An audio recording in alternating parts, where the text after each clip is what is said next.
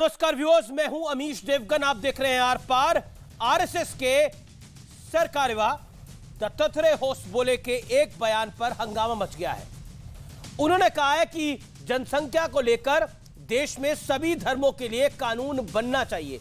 उनका यह भी कहना है कि धर्मांतरण के चलते हिंदुओं की संख्या कम हो रही है और आबादी में असंतुलन हो रहा है, खड़ा हो रहा है।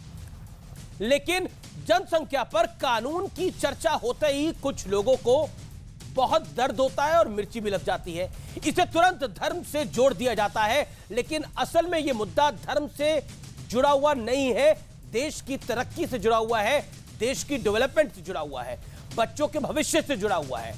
आप खुद सोचिए, 50 बच्चों के लिए एक टीचर हो और दूसरी तरफ 30 बच्चों के लिए एक टीचर हो, तो इसमें से ज्यादा अच्छा क्या होगा हमारे देश के लिए? देश में हर व्यक्ति की आय यानी पर कैपिटा इनकम साल में 1 लाख हो तो अच्छा होगा, या फिर साल में 3 लाख हो तो बेहतर होगा?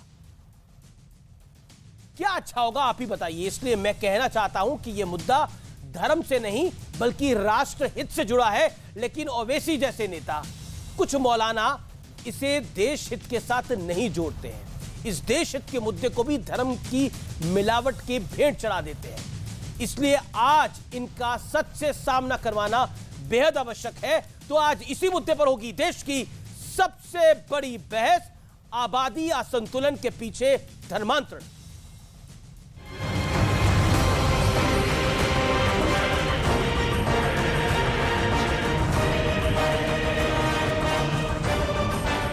हमारे देश में कन्वर्शन होने से, मतांतरण होने से कई जगह पर संख्या हिंदुओं की कम होती है, उसके परिणाम भी भुगतना पड़ता है। ये जो किसी न किसी प्रकार से मतांतरण करने की कई साजिश है, यह भी एक जनसंख्या को दूसरा घुसपैठी। दत्तात्रेय होसबोले के इस बयान के बाद आबादी असंतुलन पर नई जंग छिड़ गई।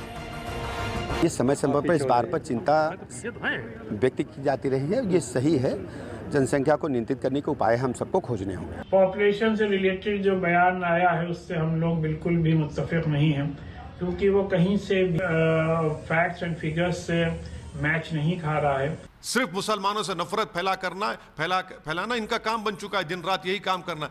भारत में जो डेमोग्राफिक डिविडेंड है विश्व में किसी देश में नहीं है।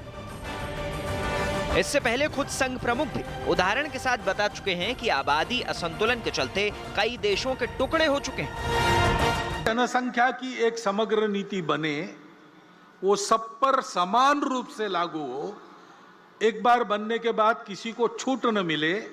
जनसंख्या में पंथ संप्रदाय के प्रमाण में अंतर आने से नए देश बन गए, देश टूट गए।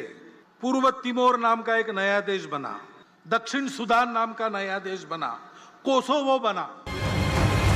इस मुद्दे पर जो लोग धर्म की सियासत वाली ताल ठोक रहे हैं, आज उन्हें कुछ तथ्य बताने जरूरी है। मसलन 1951 में भारत की आबादी में 9.8% मुसलमान थे। 2011 में उनकी हिस्सेदारी बढ़कर 14.2 हो गई। इसी दौरान हिंदुओं की आबादी 84.1 से घटकर 79.8 हो गई। कि जनसंख्या नियंत्रण इस दृष्टि से भी जरूरी है कि जितने हमारे संसाधन हैं, उन संसाधनों के दृष्टिगत रखते हुए और जनसंख्या नियंत्रण का समर्थन पूरा देश कर रहा है। इसी आधार पर आबादी असंतुलन का मुद्दा उठ रहा है, लेकिन मुद्दा किसी धर्म का नहीं। तथ्य ये है कि किसी भी देश में संसाधन सीमित होते हैं। आबादी बढ़ेगी तो संसाधन कम होंगे, लोगों की जरूरत पूरी होने में दिक्कतें होंगी। यानी कुल मिलाकर आबादी का मुद्दा देश की तरक्की से भी जुड़ा है। तो सवाल है कि क्या इसमें धर्म का एंगल फिट करके कुछ लोग देश की तरक्की के खिलाफ एजेंडा चला रहे हैं? आज इसी पर होगी देश की सबसे बड़ी बहस। अगर घुसपैठिए देश के अंदर आएंगे तो वो किसकी रसद खाएंगे? आम नागरिकों की। अगर घुसपैठिए देश के अंदर आएंगे और वो नागरिक बन जाएंगे धीरे धीरे करके, जैसे हुआ इस देश के कई भागों में, असम में, बंगाल में, बिहार में, पूर्वोत्तर राज्यों में ऐसा हुआ है, तो वो किसकी रसद खा रहे हैं? देश के नागरिकों की। वो किसके मत में अंतर डाल रहे हैं? देश की सरकारों के। तो सबसे महत्वपूर्ण बात यह है, इसीलिए ये जो असंतुलन है ये देश के लिए घातक है। और आज मैं इसका धार्मिक विश्लेषण नहीं करने वाला हूं, मैं आपको कुछ आंकड़े दिखाने वाला हूं। आबादी से बर्बादी के कनेक्शन का विश्लेषण सुनिए। मैं आपको यह नहीं बताऊंगा कि कहां कितने मुस्लिम बढ़ गए, कहां कितने हिंदू कम हो गए, लेकिन मैं बताऊंगा भारत के बाद भूभाग दुनिया में कितना है, 2.3%। और भारत में दुनिया की आबादी कितनी है, 17.7%। यानी कितना बड़ा डिसबैलेंस है ये। और ये जो डिसबैलेंस है ये बढ़ता जा रहा है। और अगर ये डिसबैलेंस बढ़ता जाएगा, और जैसा हमने कई सीमावर्ती राज्यों में देखा है, वहां पे समस्या बड़ी विकराल हो गई है।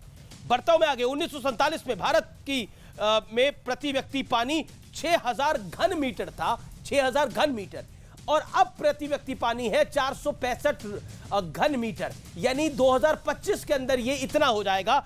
बढ़ता हूं मैं आगे। भारत प्राइमरी स्कूल की मैं बात कर रहा हूं, 6.3 बच्चों पर एक टीचर है, जबकि जापान के अंदर 16.4 बच्चों पर एक टीचर है। जापान एक विकसित देश है, आबादी संतुलित है, बेहतर है। यहां पर हर एरा गैरा नेतु कैरा इनके यहां रहने नहीं लग जाता, जो कि सबसे महत्वपूर्ण बात है।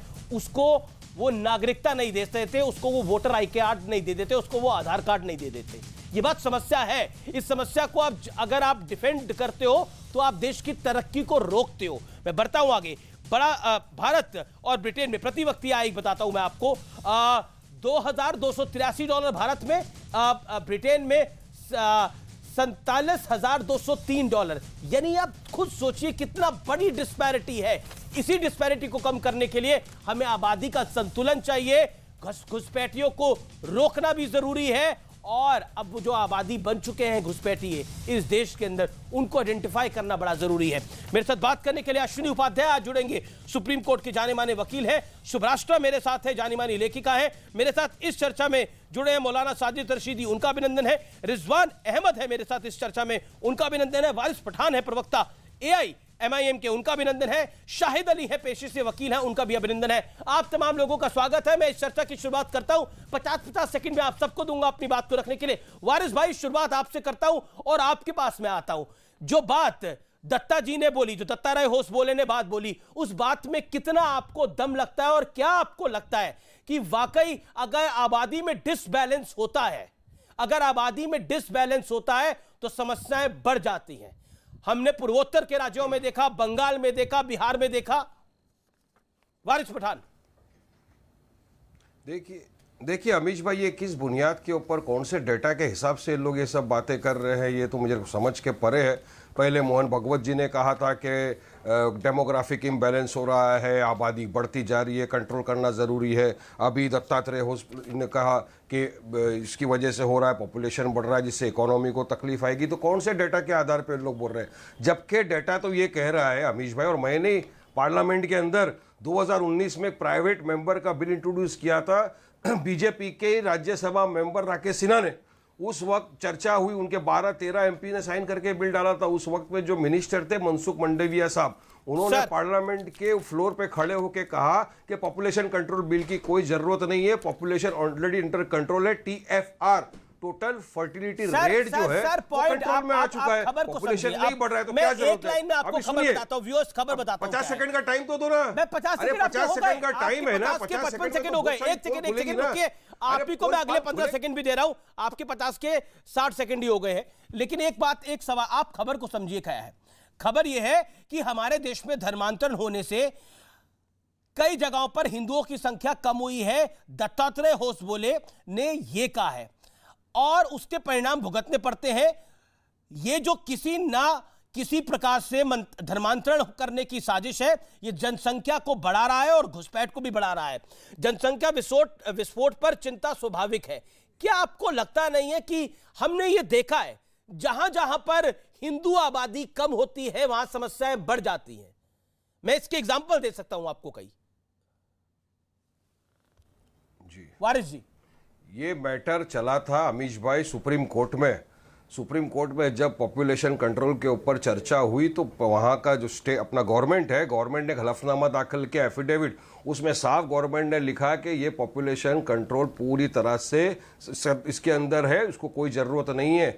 एफिडेविट फाइल किया है सुप्रीम कोर्ट के अंदर गवर्नमेंट ने और कहा है कि पॉपुलेशन ठीक है, हमारे साथ सुप्रीम कोर्ट के जाने माने वकील हैं जो है अश्विनी उपाध्याय डाउन चल रहा है। तो किस हिसाब से, कौन सी बुनियाद पे और कौन से डेटा के आधार पे ये लोग बोल रहे हैं कि पॉपुलेशन बढ़ रहा है? अगर इनको कंट्रोल करना है, इकोनॉमी को बराबर स्टेबलाइज करना है ना, तो लोगों को, युवाओं को जॉब दीजिए। जो मोदी जी ने खाली जुमला दिया था ना, जुमलों से नहीं चलेगा। आप जॉब दीजिए। अमीश भाई,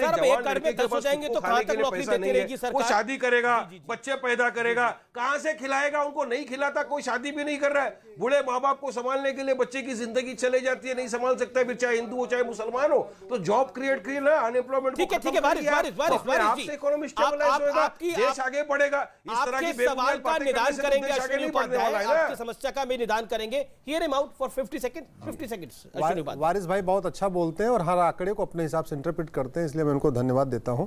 मैं आता हूं मूल विषय पे। वो जिस बार बार सुप्रीम कोर्ट के एफिडेविट की बात कर रहे हैं, वो एफिडेविट मेरी ही पीआईएल में है। मुझे नहीं पता इन्होंने पढ़ा कि नहीं पढ़ा है। भाई साहब, वो मेरी ही पीआईएल है जिसपे सरकार का एफिडेविट आया। सरकार ने ये नहीं कहा कि जनसंख्या नियंत्रण कानून की जरूरत ही नहीं है। सरकार ने कहा टीएफआर इतना आ चुका है। सरकार ने दूसरी बात यह कही है कि चूंकि कॉन्करेंट लिस्ट में, इसलिए राज्यों को भी नोटिस होना चाहिए, राज्यों को भी बोर्ड पे लाना चाहिए। हमने सुप्रीम कोर्ट से रिक्वेस्ट किया है कि केंद्र के अलावा सारे राज्यों को नोटिस जारी कर दीजिए कि ये मैटर कल भी लगा था। मूल विषय पे आते हैं। आपने अमित जी पहले दिखाया, जमीन 2% है, पानी 4% है, आबादी दुनिया की आप 17% कह रहे हैं, मेरे आंकड़े 20% बता रहे हैं। हमारी आबादी दुनिया की 20%। ऑफिशियल फिगर है उसको आप 2011 का बता रहे हैं ना, 2011 के बाद जनगणना हुई नहीं ना यहाँ पे। तो सवाल ये है, हर सेकंड एक बच्चा पैदा हो रहा है, यानी हर मिनट 60 बच्चे पैदा हो रहे हैं, यानी हर घंटे 3600 बच्चे पैदा हो रहे हैं, यानी पर डे 84 सेकंड। खाली बच्चे पैदा होने की बात नहीं है, यहाँ पर तो घुसपैठ भी हो रही है। हाँ, और उसके अलावा लगभग 86,000 बच्चे रोज पैदा हो रहे हैं। इसका मतलब 2022 में 3.25 करोड़ बच्चे पैदा होंगे। इसके अलावा घुसपैठी आ रहे हैं, रोहिंग्या बांग्लादेशी आ रहे हैं, जो आए हैं और बहुत तेजी से। आप चलिए, मैं आपको दिल्ली ले चलता हूं, महिपालपुर ले चलता हूं, जमुना जी किनारे जो खादर वाला एरिया वहां ले चलता हूं। एक एक बांग्लादेशी की, एक एक रोहिंग्या के 10 से 15 बच्चे, 18 बच्चे, 16 बच्चे, इस तरीके से बच्चा पैदा करने की मशीन बने हुए हैं। अब अगर टीएफआर कम आ गया है तो जनसंख्या नियंत्रण का स्वागत करना चाहिए। अगर टीएफआर वास्तव में 2.1 आ गया, 2.2 आ गया, तो इसका और कोई विरोध नहीं कर रहा। सिख इसका विरोध नहीं कर रहे, जैन इसका विरोध नहीं कर रहे, बौद्ध इसका विरोध नहीं कर रहे, ईसाई इसका विरोध नहीं कर रहे, यहूदी इसका विरोध नहीं कर रहे, बहाई इसका विरोध नहीं कर रहे। लेकिन जो दत्तात्रेय होसबोले ने बात बोली है कि जहां जहां हिंदू आबादी जो है वहां कम होती है और हिंदुओं की संख्या कम हुई है हमारे देश में धर्मांतरण होने की वजह से, उसके परिणाम भुगतने पड़ते हैं। इसका तात्पर्य क्या है? अमित जी, एक कड़वी सच्चाई है। भारत सेकुलर इसलिए नहीं है कि संविधान में सेकुलर शब्द लिखा हुआ है। भारत सेकुलर इसलिए है कि यहाँ हिंदू बहुसंख्यक है। जिन क्षेत्रों में हिंदू बहुसंख्यक हैं वहां संविधान भी बढ़िया काम करता है, सेकुलरिज्म मेंटेन रहता है, भाईचारा मेंटेन रहता है। 9 राज्यों में जहां हिंदू खत्म हो चुके वहां सेकुलरिज्म काम नहीं करता। 200 जिलों से हिंदुओं का पलायन हो रहा है, वहां सेकुलरिज्म काम नहीं करता। आपके बंगाल के 14 जिलों में सेकुलरिज्म काम नहीं करता। असम के 9 जिलों में आप जाके थोड़ी स्थिति सुधरी है, वहां से हिंदू खत्म हो चुके हैं। आप झारखंड के 6 जिलों में शुक्रवार की छुट्टी शुरू हो चुकी है। लक्षद्वीप, यहाँ पे लक्षद्वीप में इस साल जाके संडे वीकली ऑफ शुरू हुआ, नहीं तभी तक वहां फ्राइडेज वीकली ऑफ होता था। प्रार्थना वहां होती नहीं हाथ जोड़ के। बिहार के 6 जिले कहां क्या पोजीशन है आप देख लीजिए, आप मेवात और नूह देख लीजिए। खबर तो ये भी आई थी कि साउथ इंडिया में एक गांव है, वहां पर हिंदू आबादी बिल्कुल नहीं बची और वहां पर दूसरी आबादी हो गई, तो वहां पे ये भी कह दिया गया कि पूजा अभियान ही होनी चाहिए। मैं तो कह रहा हूं केरल के 4 जिले आपके हाथ से निकल चुके हैं, गुजरात के 6 जिले आपके हाथ से निकल चुके हैं, महाराष्ट्र के 6 जिले आपके हाथ से निकल चुके हैं, हरियाणा का नूह मेवात 2 जिला आपका हाथ से निकल चुका है, यूपी के 18 जिलों में हिंदुओं की जनसंख्या कम हो चुकी है। तो ये खतरा हिंदू मुस्लिम का नहीं है, बात संविधान और सेकुलरिज्म की है। हिंदू जहां जहां कम हुआ है वहां संविधान काम नहीं करता, वहां सेकुलरिज्म काम नहीं करता। ये आपका इंटरप्रिटेशन है, मैं इस पे इंटरप्रिटेशन नहीं लेता हूं। मेरे साथ बाकी भी मेहमान हैं। मेरे साथ मौलाना साजिद रशीदी हैं, शाहिद अली हैं। मौलाना साजिद रशीदी, आपको मैं वक्त देता हूं अपनी बात को रखने का। जो बात अश्विनी उपाध्याय कह रहे हैं उस बात में कितना दम है, या फिर बात जो दत्ता जी ने बोली उसमें कितना दम है? मौलाना साजिद रशीदी, 50 सेकंड। देखिए हमेश एक बात को याद रखिए, जो अश्विनी उपाध्याय कह रहे हैं, मैं मुजफ्फरनगर के दंगे की याद दिलाता हूं आपको। आपको याद होगा मुजफ्फरनगर में वहां दंगा हुआ जहां मुसलमान बहुत कम तादाद में हैं, और जहां अच्छी खासी तादाद में थे वहां वो लोग पहुंचे भी नहीं। दंगा कम है वहां लड़की छेड़ते हैं, जहां पलायन करना पड़ता है। आप बीच में बोल रहे हैं यार, आप बीच में बोल रहे हैं यार, बीच में तो मत बोलो। आप वकील हैं, आप तो अच्छा डेकोरम जानते हैं, सुनिए आप। दूसरे, आपको याद होगा अभी मुरादाबाद में 46 लोगों पर एफआईआर इसलिए हुई कि उन्होंने अपने घर के अंदर नमाज पढ़ी, वहां मुस्लिम आबादी कम है, वहां मस्जिद नहीं बनने दी जा रही है, मस्जिद नहीं बनने दी जा रही है। आपको ये खबर कोई गैर मामूली खबर नहीं है, झूठ है। और उसके अलावा सुनिए, देखिए जो आदमी इस मामले पर यकीन रखते हैं कि साहब रुपया नहीं गिरा है, डॉलर बढ़ रहा है, जो आदमी जो साहब ये कहते हैं कि साहब सर्दी नहीं बढ़ रही है, बल्कि सर्दी सहने की ताकत कम हो गई है। अब मेरा जो सवाल है, जहां जो बात कही जा रही है, जहां हिंदू कम होता है वहां सेकुलरिज्म का डब्बा गोल हो जाता है। ऐसा तो नहीं है कि जो आप बात कहेंगे वही बोलूंगा मैं तो बिल्कुल नहीं चाहता कि आप जो मैं बोलूं वो आप बोले ना। मैं क्यों चाहूंगा कि आप मैं जो बोलूं नहीं, ऐसा तो नहीं होगा कि 60 सेकंड में भी आप ही की बात बोलूंगा। कम से कम उस पे तो बोले। अब आप रुपए पे बोलेंगे, कल को यूके की प्राइम मिनिस्टर रिजाइन कर गई है उस पे बोलेंगे, फिर आप यूक्रेन रशिया पे बोलेंगे। सर्दी नहीं बढ़ रही है, कैसे काम चलाऊंगा ऐसे? बल्कि सर्दी सहने की क्षमता कम हो गई। जब देश के फाइनेंस मिनिस्टर ये कहें कि रुपया नहीं घट रहा है बल्कि डॉलर बढ़ रहा है, आप रुपए की चर्चा के लिए इधर आए हैं। लोगों के आंकड़े हैं जो ये आंकड़े दे रहे हैं आपकी टीवी पर बैठकर, ये जो टीवी पर आंकड़े दे रहे हैं ना कि जहां मुस्लिम आबादी है वहां दंगे होते हैं, जहां हिंदू आबादी है वहां दंगे नहीं होते हैं, ये इनकी सोच का फर्क है, ये इनकी सोच का फर्क है और कुछ भी नहीं है। हर जगह दंगाई लोग रहते हैं, चाहे वो वहां दंगे होते हैं, जहां दंगाई नहीं वहां दंगे नहीं होते। इसमें हिंदू मुसलमान का कोई लेना देना नहीं है। लेकिन दोनों सवाल तरह के लोग दंगों की बात ही नहीं कही, सेकुलरिज्म वहां डब्बे में गोल हो जाता है जहां हिंदू अल्पसंख्यक हो जाता है। पॉइंट ये है। अब मैं इसके ऊपर एक रिएक्शन लेता हूं। रिजवान अहमद, 46 लोगों के खिलाफ नमाज पढ़ने पर एफआईआर हो गई तो ये सेकुलरिज्म कहां चला गया? अपने मुजफ्फरनगर में जो लोगों पर सैकड़ों लोग जेल में हैं वहां सेकुलरिज्म कहां चला गया? जी रिजवान अहमद जी शुक्रिया। जय हिंद, वंदे मातरम। थोड़ा पीछे से चलूंगा, जल्दी चलूंगा। 75 लाख वर्ग किलोमीटर अखंड भारत का हिस्सा था। 75 लाख वर्ग किलोमीटर, इसमें नेपाल और श्रीलंका को निकाल दीजिए। अब बचा है लगभग 36 लाख वर्ग स्क्वायर किलोमीटर। प्यार मोहब्बत में अफगानिस्तान चला गया, पाकिस्तान चला गया, बांग्लादेश चला गया, पूरा इंडोनेशिया चला गया। कश्मीर भी जाने वाला था, रो रो के रुक गया। हिंदुओं के हाथ से नॉर्थ ईस्ट भी चला गया। तो भारत का जो स्वरूप है वो ऑलरेडी बदल चुका है 50%। अब लड़ाई बचे हुए 50% की है। जो अश्वनी भाई बोल रहे हैं या जो आप बोल रहे हैं, 50 तो भैया चला गया सेकुलरिज्म के नाम पर, वसुदेव कुटुंबकम के नाम पर, फलाने धमाके के नाम पर। पहली चीज। दूसरी चीज, अगर बिल्कुल लेटेस्ट बात में आ जाओ, बिल्कुल लेटेस्ट, दुनिया की बात ना करो, कश्मीर आप देख चुके हैं, बंगाल के बहुत से डिस्ट्रिक्ट आप देख चुके हैं, केरला के बहुत से डिस्ट्रिक्ट आप देख चुके हैं। तो आप इस टाइम ये बात ना करिए कि मुस्लिम की आबादी हिंदू से ज्यादा हो जाएगी, वो बहुत आगे की बात है। मैं बिल्कुल आपको प्रैक्टिकल बता दूं क्या होगा, वो बहुत आगे की बात है। 25 साल में अगर रिप्लेसमेंट रेशियो बराबर होने के बाद भी हमारा मुस्लिम हिंदूज का 1.9 है, हमारा 2.2 है। मुसलमानों में गिरावट बहुत आई है, बहुत अच्छी बात है, पर हिंदुओं में भी आई है। तो अमीश भाई, ये जो 20% का फर्क है, ये 25 साल बाद हमारी आबादी इस देश में 25% कर देगा, 25। और 25% होने के बाद बहुत से बंगाल होंगे, बहुत से केरला होंगे, बहुत से पीएफआई होंगे, और इस देश का जो लोकतांत्रिक ढांचा है वो चरमराना शुरू होगा। चरमराएगा नहीं, शुरू होगा। और फिर आगे आगे देखिए जाइए क्या क्या होता है। लेकिन एक मूल प्रश्न ये उठता है, ये मैं मानता हूं ये है प्रॉब्लम, लेकिन एक मूल प्रश्न ये उठता है अमीश भाई कि जब भी हम कोई पीआईएल करते हैं, हम पहले गवर्नमेंट को रिप्रेजेंटेशन देते हैं, फिर अगर वहां से कोई हमारे फेवर में जवाब नहीं आता तो हम पीआईएल करते हैं। अश्वनी साहब ये क्यों नहीं बताते कि इस संदर्भ में जब 7-8 साल से मोदी जी की सरकार चल रही है और उन्होंने ये रिप्रेजेंटेशन गवर्नमेंट में दिया, तो गवर्नमेंट क्या कर रही है, आरएसएस क्या कर रही है? माहौल ऐसा क्यों बना रहे हैं कि यूपीए की सरकार है? भाई सरकार भाजपा की है, तो अश्वनी भाई को डिबेट में आके अपनी बात रखने का अधिकार तो है, लेकिन यह बात वो नरेंद्र मोदी जी से, अमित शाह जी से वक्त लेकर, अरे भाई उनसे भी तो ये बात करो कि तुम कर क्या रहे हो। इंपॉर्टेंट पॉइंट है आपका, काफी इंपॉर्टेंट पॉइंट है। मैं अली साहब का रुख करता हूं शाहिद अली का। शाहिद अली, आपको मैं देता हूं वक्त अपनी बात को रखने का 50 सेकंड, और फिर मैं सुब्राष्ट्रा के पास आता हूं। क्या आपको लगता है वाकई ये समस्या है? क्योंकि मैंने एक आंकड़ा निकाला, इसके अंदर असम, बंगाल, उत्तर प्रदेश, बिहार ऐसे इलाके हैं, इनके इलाके कई ऐसे इलाके हैं जहां एक असंतुलन आया है आबादी के अंदर, और इसके हमने रिपरकशंस भी देखे। वहां पे कानून नहीं चलता, वहां सेकुलरिज्म नहीं चलता। अमीश भाई, मुझे ज्यादातर वक्ताओं की बात पर हंसी भी आ रही है और अफसोस भी हो रहा है।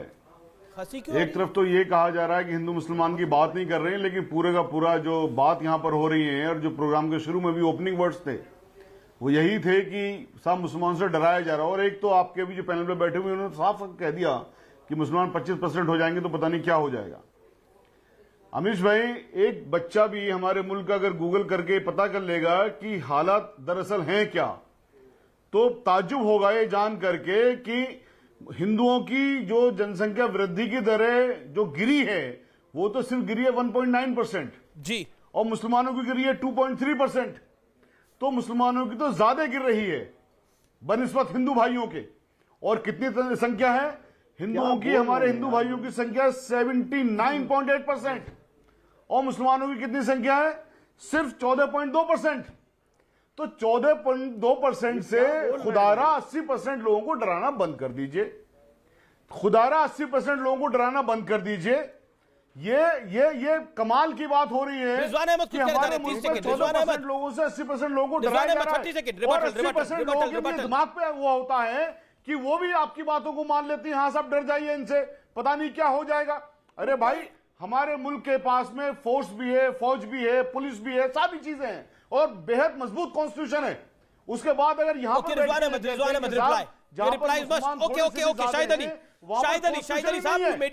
कॉन्स्टिट्यूशन नहीं है तो वहां पर इमरजेंसी लगाइए, वहां पर गवर्नर रूल लगाइए। अगर वहां पर कॉन्स्टिट्यूशन की बात नहीं हो रही है तो कॉन्स्टिट्यूशन है किस लिए? उन पावर्स का एक्सरसाइज करिए। ये कोई बात नहीं है ना कि अब सब सारे मुसलमानों को मार देंगे, इस तरह की चीजें कर रहे हैं। किसी ने नहीं बोला ऐसा वक्तव्य। जी, तो प्लीज देश को बचाने का काम करिए अमीश भाई। एक रेस्पेक्टेबल आदमी है आप, आपकी बात लोग सुनते हैं। ओके। रिजवान अहमद वो कह रहे हैं देश को बचाइए, देश को डराइए। शायद भाई ने कहा, उसमें अश्वनी भाई की भी होठों पे मुस्कुराहट आ गई कि हिंदू की घटी है 1.92 और मुस्लिम की घटी है 2.30। अरे भैया, ये कौन से आंकड़े बता रहे हो प्रभु? ये घटने के आंकड़े नहीं हैं, ये मौजूदा फर्टिलिटी रेट के आंकड़े हैं भैया। क्या पढ़ के आए हो शाहिद भाई? पहली बात। दूसरी बात अमीश भाई, दूसरी बात आप पढ़ लीजिए। अरे सुन लो, अब मैं बोल रहा हूं ना। अरे गलत पढ़ लिया है, गलत पढ़ लिया है अमीश भाई।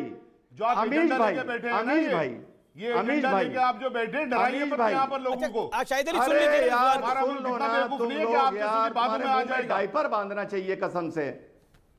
सुन लो तुम लोग, अमीश भाई, जो तुम्हारे अल्फाज आने वाले देश में, तुम किसी और जगह से आने वाले देश में, आने वाले देश में जो 25% अगर हमारी आबादी, अरे जाहिल वकील चुप रहो यार, आपको अपने आप जाहिल वकील चुप रहो यार। शाहिद अली मेरा निवेदन है एक एक करके बोले और अमीश भाई, इस आदमी की अमीश भाई, सही करवाइए सर। अमीश भाई, अमीश जी, इसको अमीश भाई, कोई हक नहीं है। अमीश भाई, आप घर के ड्राइंग में बैठे हैं क्या? अच्छा ठीक है, नेशनल टेलीविजन में बैठे। अच्छा, कोई किसी के ड्राइंग रूम में नहीं बैठा, सब मेरे स्टूडियोज के थ्रू लाइव पूरा देश और दुनिया सुन रही है। अमीश भाई, मेरा निवेदन है एक एक करके अपनी बात को रखे। Okay, 30 second Rizwan Ahmed. सुब्राष्ट्रा, मुझे पता है आप इंतजार कर रही है अभी। हाँ अमीश भाई, बस 30 सेकंड जी। बड़ा अफसोस होता है जब वकील कोई बीच में बोलता है, क्योंकि कोर्ट में हम लोगों को बीच में बोलना अलाउड नहीं होता है। अब मैं मुद्दे पर आता हूं। आने वाले वक्त में यह संविधान भी होगा, ये पुलिस भी होगी।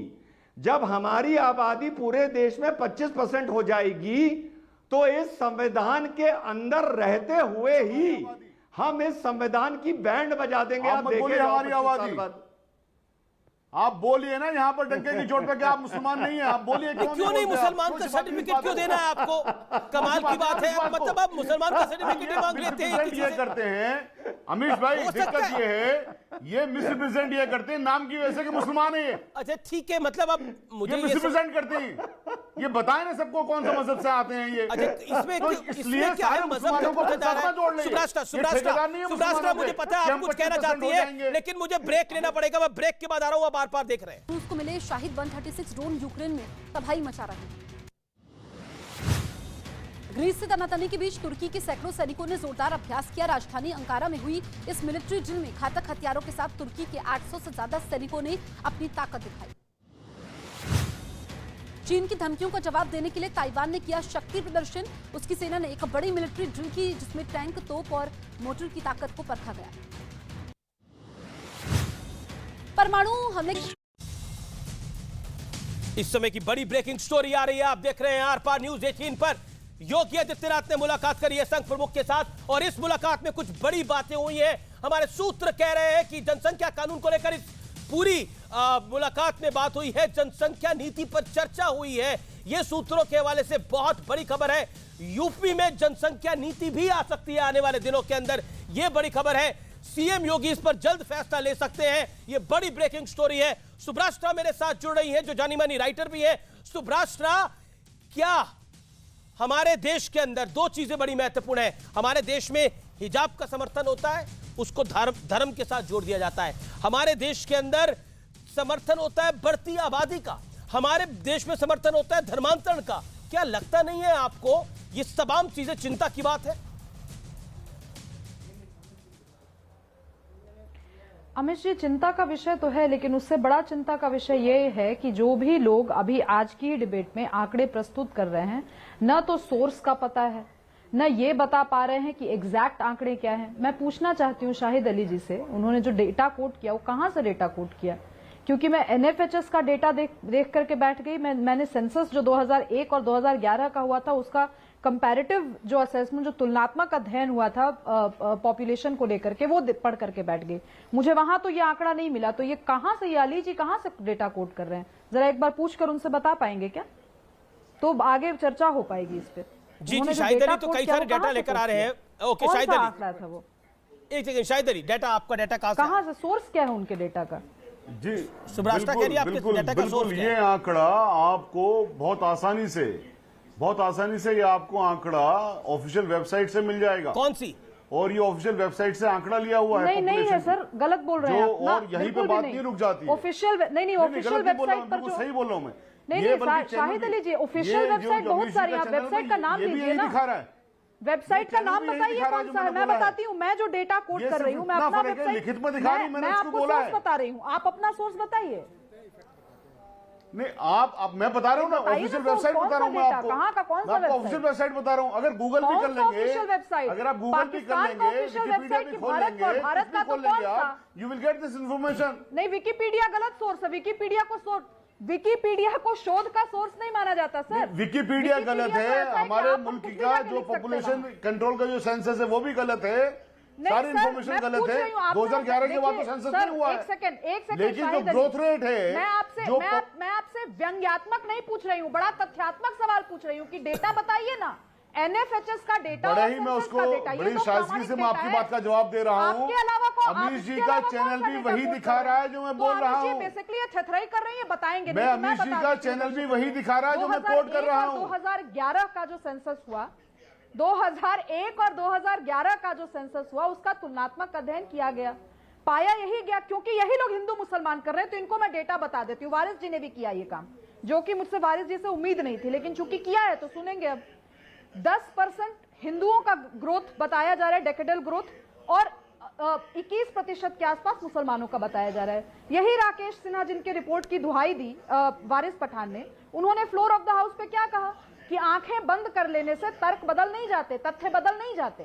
केरल का उदाहरण देते हुए उन्होंने कहा कि वहां पर हिंदुओं की पॉपुलेशन, जहां पर 10% डेकेडल ग्रोथ जहां पर हुई है, वहां पर मुसलमानों की जो पॉपुलेशन है वो 29% की हुई है। अब मैं इससे ये नहीं कह रही, एक सेकेंड बाद मैं कंप्लीट कर लूं अपनी, उसके बाद आप उछलिएगा पीछे से।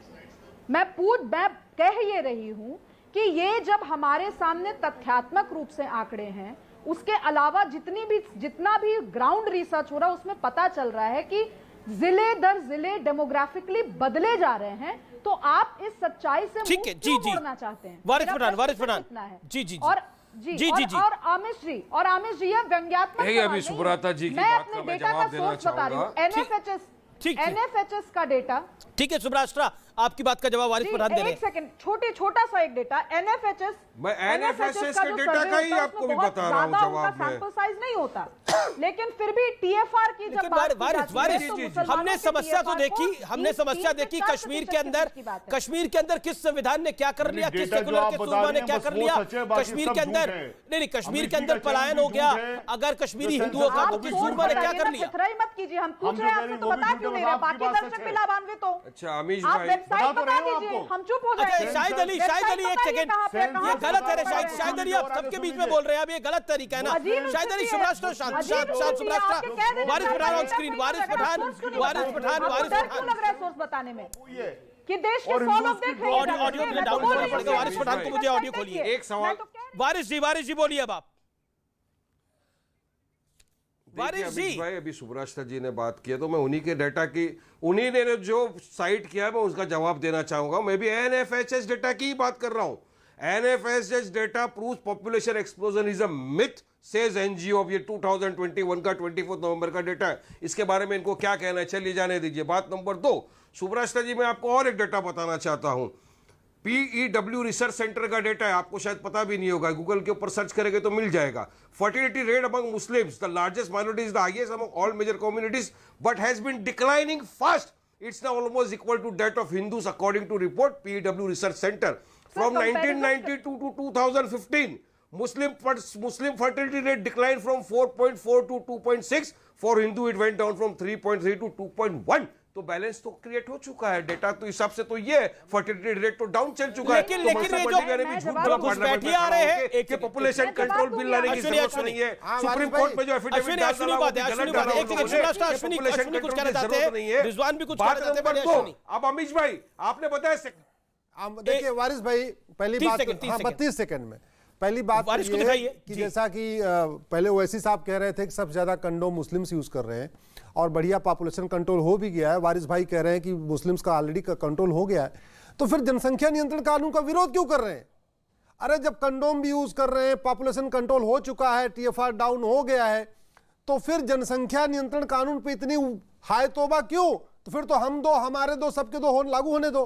अंतर क्या है मैं आपको बताता हूं, प्रैक्टिकल एग्जांपल। तो मोदी जी को बोलो एक बार, अरे बोलेंगे आप, बोलिए, चिंता मत करिए, बोलेंगे ना, आपके सामने थोड़ी बोलेंगे, धीरज जाके बोलेंगे। मोदी जी के कितने भाई बहन हैं? 5। अरे सुनो वारिस भाई आप वकील हो, मुसलमान है क्या? वारिस भाई आप वकील हो, अरे वारिस भाई वकील हो, वारिस भाई मैं आपको मुस्लिम नहीं मानता, आपको कन्वर्टेड हिंदू कहता हूँ बार बार। मैं आपको मुस्लिम इसलिए नहीं कहता हूँ, मैं आपको आदम अलैहिस्सलाम की औलाद मानता हूँ। मैं आपको कन्वर्टेड हिंदू कहता हूँ, आप कन्वर्टेड हिंदू हो, आप मुस्लिम नहीं हो। सुनिए, और आप हम सब उनकी के वंशज हैं, आप उन्हीं के वंशज हैं। अरे सुनो भाई, ठीक है, आ गए बदतमीजी पे, आ गए मेरा मानना है, खत्म हो गई बात। यही संविधान है, यही कानून है। आएंगे काका चले जाएंगे। अरे वारिस भाई सुनो तो, वारिस भाई, अरे अपन भी जानता है, अपन भी बहुत बोलता है, चिंता ना करो, अपन भी जानता है, हकीकत की बात अपन भी बहुत डायलॉग मारता है। चुप रहने का, अभी इधर बोलने का नहीं, सुनने का बाबा, अभी बोलने का नहीं, सुनने का। ओए सुनो, सच्चाई ओए बाबा चुप, सुनो मेरी बात। वो एंकर है, उसके हाथ में माइक है, मेरे हाथ में तो माइक नहीं है। तो तू चुप बैठ बाबा, तू चुप बैठ, मैं बोल रहा हूँ। हमारे जो दर्शक देख रहे हैं, मैं क्या कह रहा हूँ, आपने बोला लाखों करोड़, मैं एक एग्जांपल देता हूँ। तो उनको कल मेरठ में, अभी तो ये मेरठ में इनकी संख्या कम है, एक जिहादी जाके शिवलिंग के ऊपर पेशाब किया। आप बताइए पूरे देश में कहीं दंगा हुआ? भगवान शिव के ऊपर जाके पेशाब किया, कहीं दंगा नहीं हुआ, किसी सर्तन से जुदा नहीं हुआ, कहीं कुछ नहीं हुआ। यही संविधान। और दूसरा एग्जांपल, ये फैक्ट है, हुआ ये घटनाक्रम हुआ। सुनिए वारिस जी, आपने बोला था, वो जब बीच में बोल रहे थे तो मैंने उनको रोका था और मेरी बात पूरी नहीं हुई। ओके, आप अपनी बात देखिए, यही संविधान है, यही कानून है।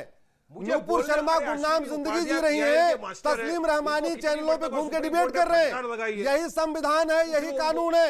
कल मेरठ में एक पागल जिहादी ने जाके शिवलिंग के ऊपर पेशाब कर दिया, न किसी का घर जला, न किसी का सरतन से जुदा हुआ, न कहीं दंगा हुआ, न लोग सड़कों पे उतरे। आपको एग्जांपल बताऊं, कश्मीर में हजरत बल पे ये हुआ था, एक बाल गायब हो गया था, पूरे देश में आग लग गई थी। ये सोच का अंतर है। इसलिए अगर जनसंख्या संतुलन बढ़ेगा, इस देश में अराजकता बढ़ेगी। शांत सुनिए, बोलिए नहीं, सुनिए, डाटा सुनिए। शांत और समृद्ध पर्शिया आज बदहाल ईरान बन गया। हमारा दुर्योधन का ननिहाल देखते देखते जो कंधार बन गया, अफगानिस्तान बन गया, रोज बम फूट रहे। भरत का ननिहाल पर्शिया शांत था, कैके शांत था, समृद्ध था।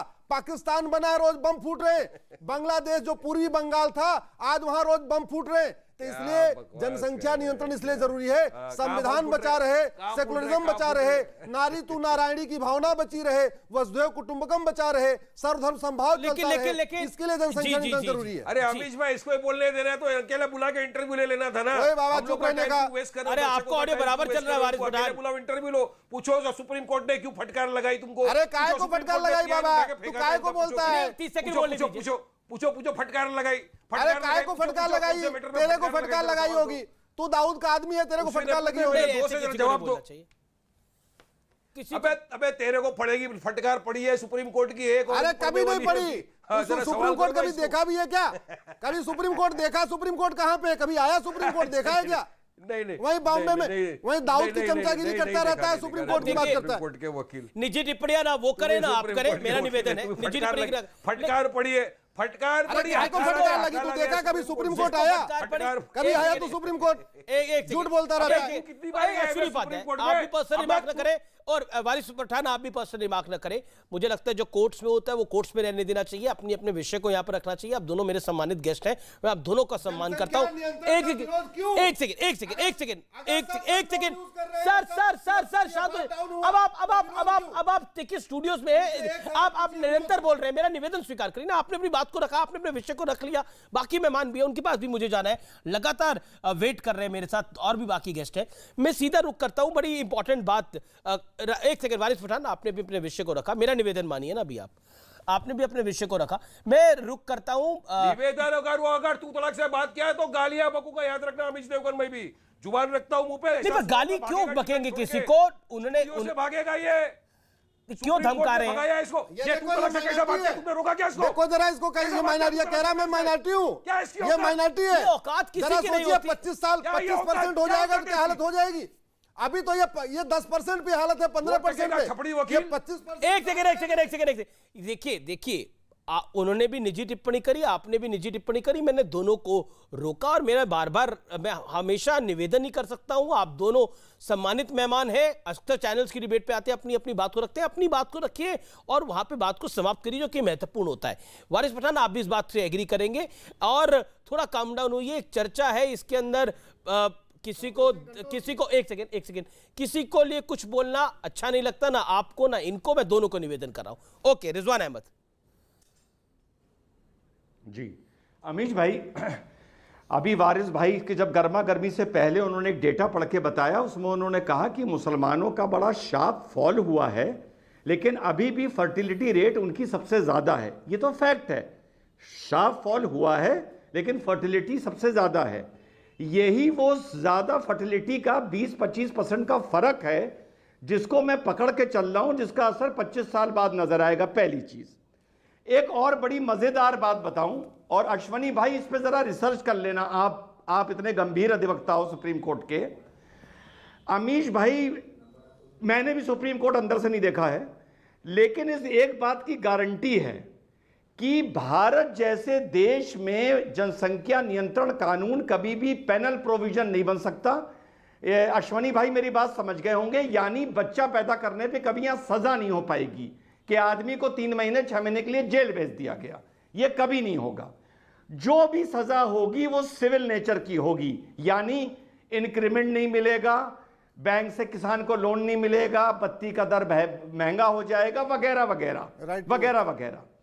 आप लोगों को पता है अश्वनी भाई, मैं आपको बता दूं, और शुभ्रास्त्रा भी बैठी हैं, 25 साल पता है 25 साल बाद क्या होगा कि ये जो कानून के जो नियम हैं, ये हिंदू तो मानने लगेगा सोच के कि वहां पर ये हो जाएगा, एक बच्चा होगा तो हमें एजुकेशन लोन मिल जाएगा। लेकिन मुझे लगता नहीं कि इन चीजों से मुसलमान पर असर पड़ेगा। और 25 साल बाद अश्वनी भाई, ये कानून आने के बाद भगवान आपको लंबी उम्र दे, आप सर पकड़ के पीट पीट के रो रहे होंगे कि ये कानून इस देश में कहां से आ गया। अश्वनी भाई, शुभ रास्ता और हिंदुओं के लिए मेरी एक राय है, कम से कम 2 बच्चा पैदा करो, ज्यादा से ज्यादा 3 करो। फैमिली प्लानिंग करोगे तो 40 साल बाद खून के आंसू रोगे इस देश में।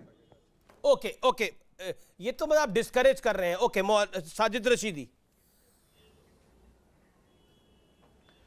देखिए अमीश देवगन, इस बात को अच्छी तरह समझ लीजिए, फर्टिलिटी रेट जो है मुसलमानों का 47 पॉइंट कम हुआ है और हिंदुओं का 42 पॉइंट कम हुआ है। ये आप तो कुछ और ही आंकड़ा दे रहे हैं। तो ये मैं आंकड़ा कुछ और नहीं दे रहा हूं, फर्टिलिटी रेट दे रहा हूं मैं आपको। जी जी जी, पीओ की रिसर्च है, ये 2021 में जारी हुआ है। तो कानून में दिक्कत कहां से है? अच्छा ठीक है, पहले बोल दे रशीदी, बोलने मैं बोले रशीदी। फिर वही बात, अश्वनी उपाध्याय, आप वकील हैं, आप पढ़े लिखे आदमी हैं, इस तरह से आप वारिस पठान को तू तड़ाक से बात कर रहे थे। ये कौन सी डिबेट करते हो भाई वो आप? सड़क छाप भाषा बोल रहे थे। एक सेकंड अश्विनी जी, ये कौन सी डिबेट करते हो आप? वो सड़क छाप अरे भाषा क्यों बोल रहे थे, क्यों मैं डिबेट? कभी नहीं बोलता। पढ़े लिखे आदमी की मैं तो वारिस ये जी को सभ्यता हमेशा एक अच्छा नहीं, वकील पढ़े लिखे कहता हूं। आदमी को ये सभ्य, एक सभ्य समाज में मैं तो वारिस ये पठान को सभ्यता है हमेशा आपकी? इज्जत के साथ वारिस भाई बोलता ये हूं। सभ्यता है आपकी? मैं तो वारिस जी को ये हमेशा आपकी वारिस जी सभ्यता है? बोलता वारिस हूं। पठान चर्चा का विषय नहीं है। नहीं, ये ऑलरेडी आपकी 5 मिनट सभ्यता हम है। वारिस पठान पे डिबेट कर चुके हैं। ये आपकी सभ्यता है, यही अरे ये सिखाता है आपको सभ्यता की आपके डिबेट भाई। नहीं है। आपके माँ बाप ने यही तालीम दी अरे आपको। सभ्यता मुझे मत सिखाओ। अरे ये आपके माँ बाप ने यही PFI के तालीम दी प्रवक्ता हो, आपको। पूरा देश जानता है। आप तो आपके PFI माँ बाप को ने डिफेंड यही करते हो। तालीम दी है आपको। माँ बाप पे जाने की क्या आवश्यकता है? माँ बाप पे जाने की क्या आवश्यकता? गलत बोल रहे हैं बाप। बकवास करते हो। PFI को डिफेंड करने पढ़े वाले लिखी मुझे बात, सभ्यता आपके बताओ। लिखे आदमी तो पढ़े लिखी बात करो। आप इनसे बात करिए, इनके माँ बाप पे क्यों जा रहे हैं आप? नहीं रशीदी साहब, ये अमीश, आप भी दोगलापन करते हो। जब अश्वनी उपाध्याय बोल रहे थे आप नहीं बोल रहे। तुम्हारे जैसा दलाल, तुम्हारे साथ दोगला कोई नहीं है। एक सेकंड देखिए, यही आप लोगों की प्रॉब्लम है। तुम्हारे साथ आप दोगला कोई असभ्य नहीं भाषा है। के अंदर आपने पीएचडी सबने भारत कर रखी में है। रहते हो, एक सेकंड, भारत के आपका- नमक एक खाते हो, एक वहाँ से सेकंड, गद्दारी आप करते सबने हो। असभ्य भाषा में पीएचडी कर रखी है। आप एक सेकंड मतलब मैं दोगला हूं और मैं गलत बोल रहा हूं। चलिए, आपके जो आरोप हैं इनको मैं अपने लिए एक तमगा लेता हूं, मुझे कोई फर्क नहीं पड़ता। ऐसे 1000 लोग 1000 बातें बोलते हैं। मेरा बार बार निवेदन है, विषय पर रहिए। मेरा पॉइंट ये है कि जब आप रोहिंग्या को बचाव करते हो, जब आप बांग्लादेशियों का बचाव करते हो, तब आप इस देश के साथ एक बड़ा धोखा करते हो। एक second, let me ask my question. देश के साथ धोखा करते हो। आप अश्वनी उपाध्याय का बचाव क्यों कर रहे हो? मैं देश का बचाव कर रहा हूं। मैं देश के लिए सवाल पूछ रहा हूं। अगर देश के अंदर, क्योंकि कश्मीर के अंदर जनसंख्या का असंतुलन हुआ था, तो कश्मीर के अंदर कश्मीरी हिंदुओं को जाना पड़ा था। साक्षी महाराज, कश्मीर के अंदर कश्मीरी हिंदुओं को जाना पड़ा था। बोलिए। गद्दारी नहीं कर रहे हैं आप। मुसलमानों से हिंदुओं को डरा रहे हुए देश के साथ गद्दारी नहीं है। आप मुसलमानों से हिंदुओं को डरा रहे हो, देश के साथ गद्दारी नहीं है। अरे हिंदू आप डरा रहे हो बैठ के। आपकी सारी डिबेट डरा रही है। जिंदगी जी रही है। रिजवान अहमद को आने दीजिए। सारी डिबेट डरा रही है। सुब्राष्ट्रा को आने दीजिए। सुब्राष्ट्र, ओके, सुब्राष्ट्रा कौन सी पत्रकारिता लेकर बैठते हो आप? अमीश भाई जवाब दे दूं? एक रिजवान अहमद कुछ कहना चाहते हैं। रिजवान अहमद, सुब्राष्ट्रा में आपकी बात आ रहा हूं। रिजवान अहमद, अमीश भाई, ऐसे जाहिलों के साथ मत बिठाया करो। अमीश भाई जवाब दे दूं बड़े प्यार से। देखो आज साजिद भाई का बैकग्राउंड मुझे रशीदी भाई का बड़ा अच्छा लग रहा है। मैं बड़ी इज्जत से उनको सलाम करता हूं और जवाब देता हूं। पता है रशीदी भाई, आपको जो लग रहा है कि मुसलमान से डराया जा रहा है, इसकी वजह क्या है? बड़ा आसान सा इसका जवाब है। इसकी वजह है बांग्लादेश में 25% से 9% होना, कश्मीर में खत्म होना, बंगाल के कुछ डिस्ट्रिक्ट्स में मार मार के भगाए जाना, केरला के कुछ डिस्ट्रिक्ट्स में मार मार के भगाए जाना। अगर ये सारी घटनाएं ना होती तो कोई आप पर या मुझ पर आरोप ही ना लगाता कि हिंदू को मुसलमान से खतरा है। यार बात तो समझा करो, आरोप लग क्यों रहा है? आपके कितने बच्चे हैं? फिर आगे पर्सन रिजवान, आपके बच्चे? अरे यार मैं बच्चों की बात ही नहीं कर रहा, मैं कश्मीर की बात कर रहा हूं, मैं बांग्लादेश की बात कर रहा हूं। मेरे 15 बच्चे हैं। चलो छोड़ो, 15 हैं। बताने में शर्म क्यों आ रही है? बता दो ना कितने बच्चे हैं आपके बच्चे? अरे यार मैं कश्मीर की बात कर रहा हूं, मैं बांग्लादेश की बात कर रहा हूं, अरे भाई साहब, आप अपने बच्चे बता दो ना, शर्म क्यों आ रही है बताने में? ये सारी हकीकत है या नहीं है? बहुत ज्यादा रशीदी बताओ। साहब, आपको बच्चे बताने में अरे शर्म क्यों आ रही है? भैया, बता दीजिए मुझे। बता अरे दीजिए ना भैया कितने बच्चे हैं? रशीदी, एक बात बताओ, मैं एक कहता बात हूं मेरे बताओ। 6 बच्चे हैं। क्या मैं मुझे आपसे शर्म ये नहीं है पूछ इस बात पर। आप बताओ आपके कितने बच्चे, क्यों शर्म आ रही है? अरे मैं तो बच्चों की बात ही नहीं कर रहा यार, तुम क्या बेवकूफ हो क्या? अरे बताओ मैं ना बच्चों की कितने तो बच्चे बात ही हैं? नहीं कर रहा हूं यार। बताने में शर्म क्यों आ रही है? अरे ये बात ही नहीं बताओ, करी। कश्मीर में बताते क्यों नहीं? कश्मीर में जो हिंदुओं शर्म को से मारा मुंह गया छुपा रहे था, हो। उसमें शर्म क्या से बच्चे मुंह क्यों थे? छुपा रहे हो? बताओ जो बच्चे बंगाल कितने में हैं? मारा जा रहा है उसके लिए बच्चे हैं। अरे बताओ जो बच्चे बांग्लादेश कितने में हैं? मारा शर्म से गया मुंह उसके क्यों लिए छुपा रहे हो? बच्चे हैं। शर्म आ रही है बताते हुए? बताता हूं शर्म आ रही है बताते हुए? बता रहे बोल तो गए मुझे शर्म आ रही है, मैं नहीं बता सकता कितने बच्चे हैं। रशीदी साहब, अब आप बताता देखिए। हूं ना, सुन लो ना। नहीं बताओ ना, मैंने बताइए। मेरे अरे बच्चे उसके एक बताने में हैं, कोई दो लंबा चौड़ा हैं। वक्त थोड़े लगेगा। सुन 4, लो, 5, 6 बताओ कितने हैं? मैंने तुमसे ये पूछा कि तुमने हलाला कितनी बार किया है, मैंने पूछा। फिर तुम पे पूछा आ गए। मैंने। जवाब है नहीं, फिर तुम पे आ गए। मैंने रहा हूं, पूछा। आपके कितने बच्चे हैं?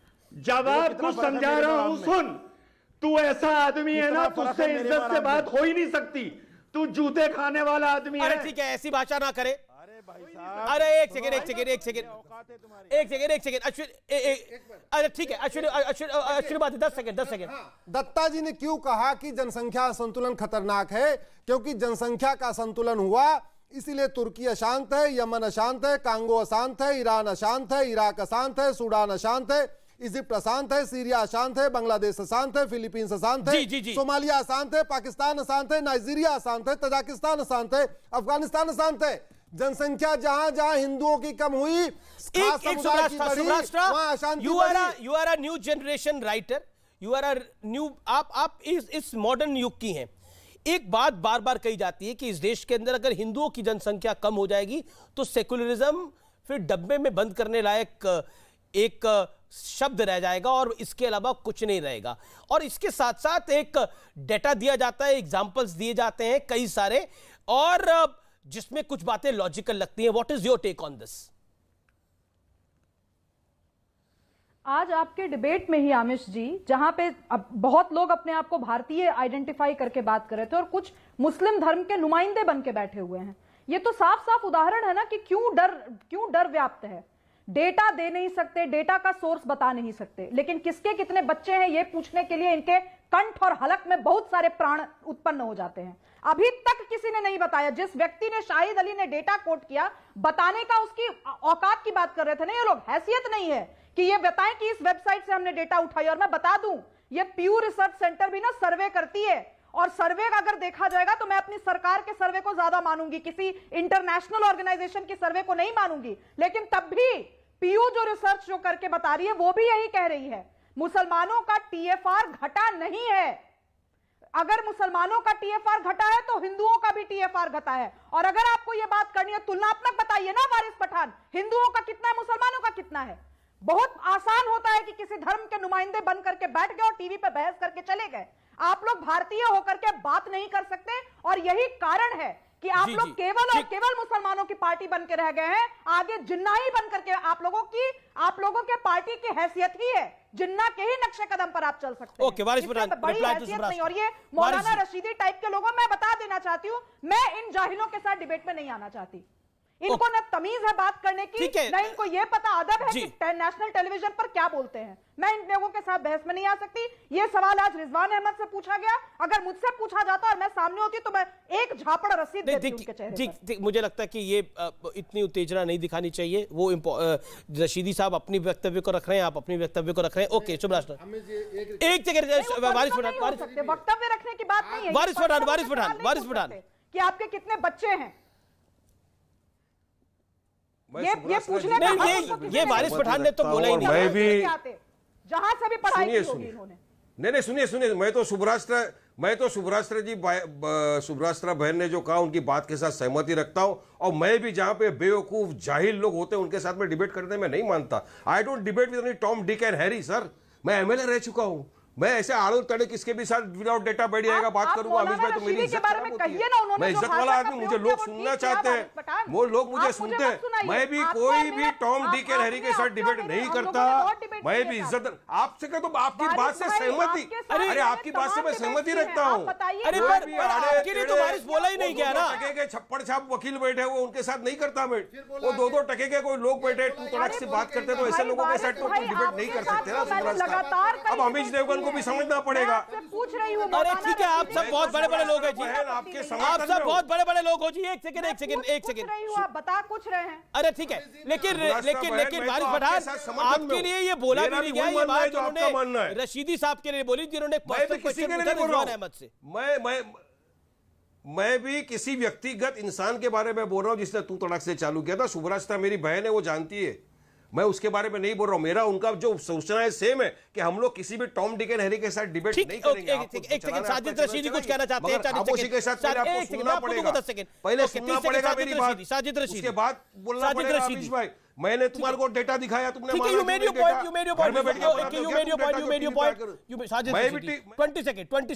सेकंड साजिद रशीदी, आखिरी दौर है कार्यक्रम का, आखिरी 1 मिनट है, बोलिए। अमीश देवगन, अभी सुनिए, एक तो आपने अश्वनी उपाध्याय को बुरा भला कहते हुए सुना, आप चुप रहे।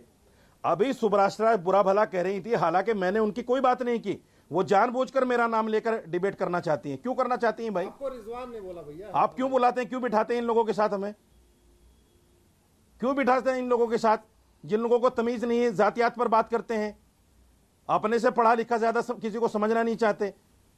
अरे आप बात रखने आती हैं, आप बात रखिए। एक सेकंड, सुभराष्ट्रा को लेके आइए, बिना वजह आप टीआरपी लेना चाहती हैं। सर्वे कर लो, बहुत सर्वे खेलने का मन है ना आपको, सर्वे कीजिए। आपने जो पूछा टीआरपी क्यों लेना चाहते हैं आप? दूसरों का नाम लेकर टीआरपी क्यों लेना चाहते हैं आप? अरे आपके हिसाब से दूसरों का नाम लेकर क्यों टीआरपी लेना चाहते हैं? आपको समझ में नहीं आता? नहीं, देखिए, शब्दों की मर्यादा रखी जाए। आप जाहिल हैं, आप जाहिल हैं, अनपढ़ हैं आप।